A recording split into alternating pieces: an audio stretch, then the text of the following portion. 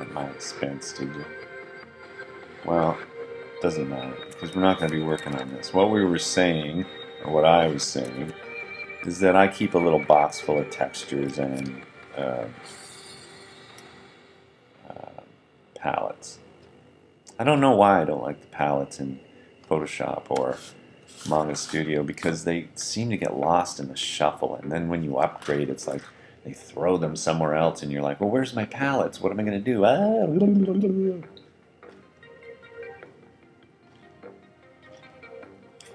So I'll basically do my own and back them up somewhere.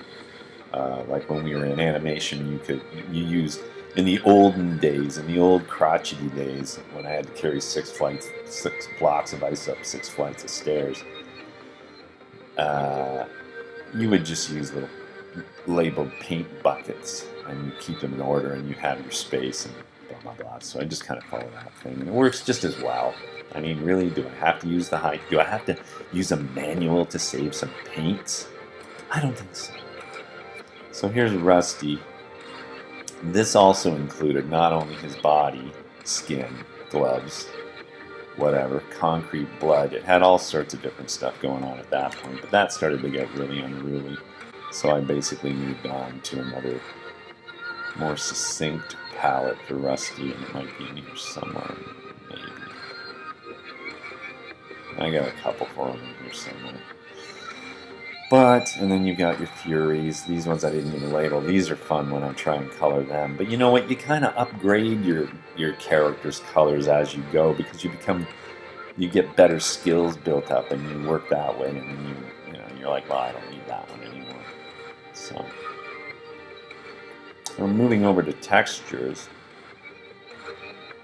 As I showed you last time with the textures that I was working with. Whoops.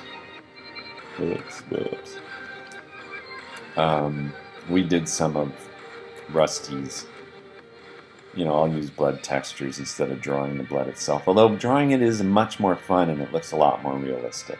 But sometimes I'll get lazy and just throw in,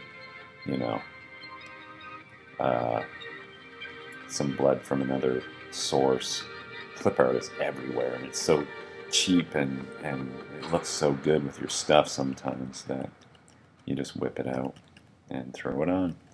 So here's the textures. Now, this is the interesting one that I'm trying to get at, and I'll cut out some of this bullshit later, is fabrics. And I think we went over fabrics a little bit with Rusty and Headcast last time.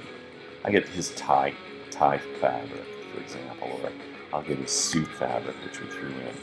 I haven't put in his bandages yet, so why don't we do that? Now, these ones are, they're obviously mismatched here.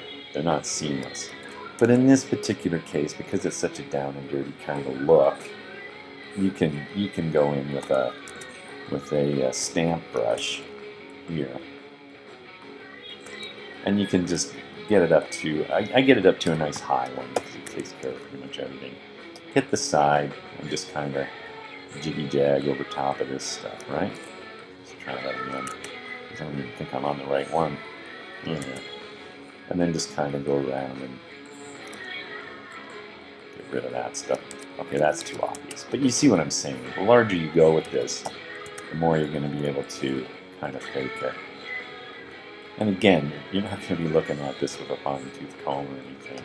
You can even go out of the edges, and it's not even going to matter. Okay, it's just supposed to be motley. In fact, what I would do is throw in some stains on it. Whoops, using the wrong brush. Take this, and we want that.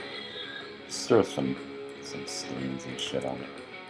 Now this is on another layer because we're gonna either multiply it. That looks good. See, looks like I wiped my mouth while I was eating a jar of bile. So that's the kind of thing we want going on there. Get your rectangle, chop out a piece. Oops. You can combine this and chop out a piece. Then open up your comic. Do I have a picture head? Oh yeah, right. Cover. Boom. Get the cover out.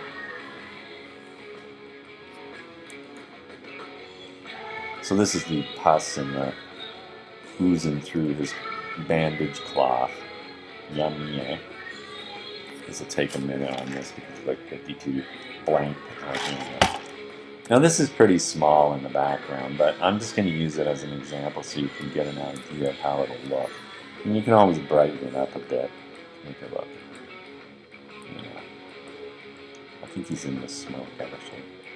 I don't know why I did this. This was an utter nightmare to get him positioned behind the thing because I wasn't thinking about it at the time. I was doing some chemo or something.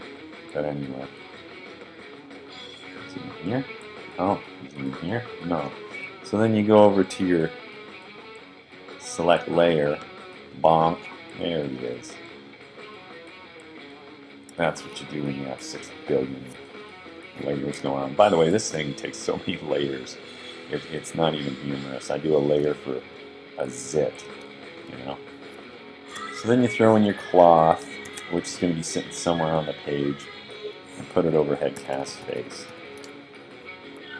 So what you're going to do is you're going to try and position it a bit so you get a little bit of pus, but not too much. You can even bring it down to get little wee spots instead, because there's plenty to work with here, right? So like right around there, maybe. Yeah, that looks good.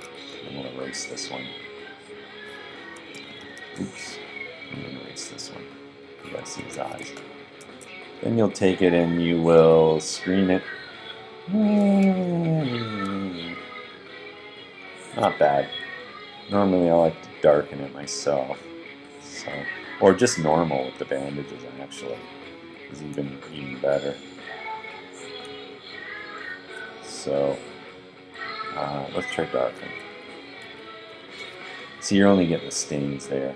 You're not getting it's too bright. Let's try, you know, so you just monkey around with it. I think, there we go. That's perfect. So then what you do is you take your mask and throw it on top. But the unfortunate part there is that I masked out a square, so let's get rid of that. Dump that mask. And then all you want to do is get his head. So, I don't know. I think I did his whole body at once, so this is going to be yet another pain in the ass. So just do around the edges. You can always crop this stuff later just to get something going on. Go up to your pus rag and mask outside selection. Then get in there.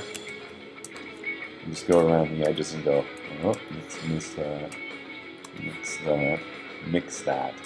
Mix that, brother, mix that bowl.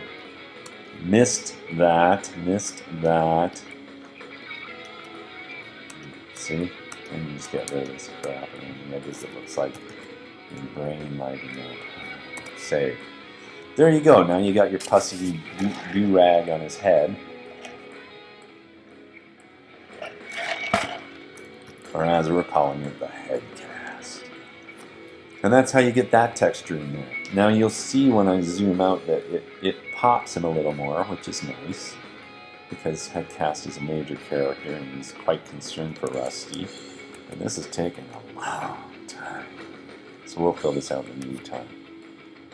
Texture, toot, and Headcast.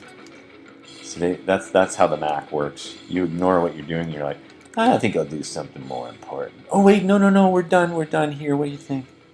There you go. Alright. That's it for today for the texturization, folks. I hope you enjoyed our little tutorial, and maybe you can come back another time. Enjoy.